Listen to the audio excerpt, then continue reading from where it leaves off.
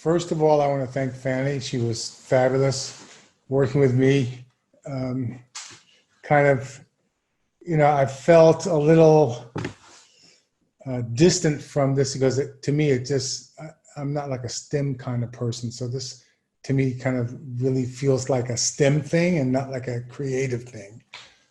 But once I got over that, things moved along quite well. So I just want to say that 9C is a general education course. I'm teaching summer session 2. I have 150 students, but I generally have during the year anywhere from 250 to 400 students. I'm teaching this asynchronically. However, I had our first class today. I'm going to be meeting on Mondays for the folks here in the United States and on Wednesdays for the people in Asia. So I have 2 kind of online meetings where the students can, ask me questions. What will happen is I have a quiz after each. I'll go to my my modules.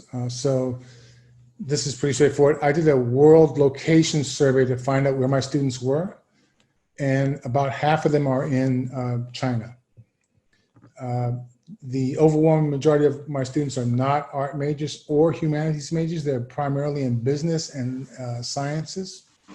I asked them to send me a little note introducing themselves so they could, and I answered every one that was sent to me. For my topics, every week I have, between 1 and 4 topics. I start the intro, which has the topic heading, and then it has a text about what we're going to look at.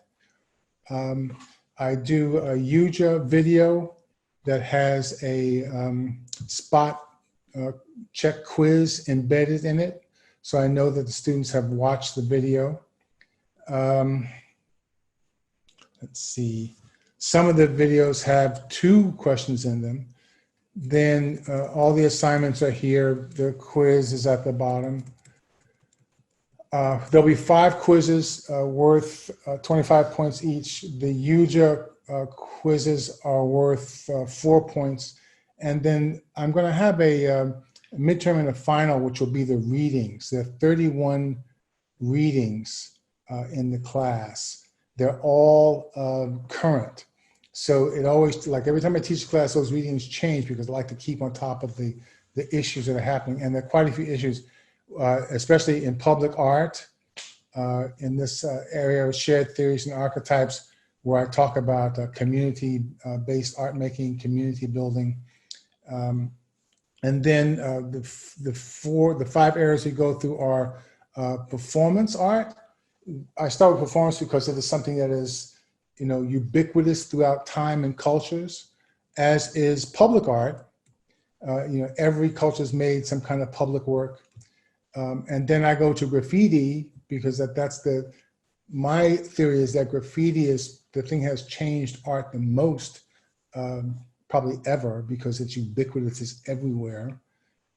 Then I go to this community-based idea. And then I go to the marketplace because the question that arises is that who puts the value on what art is?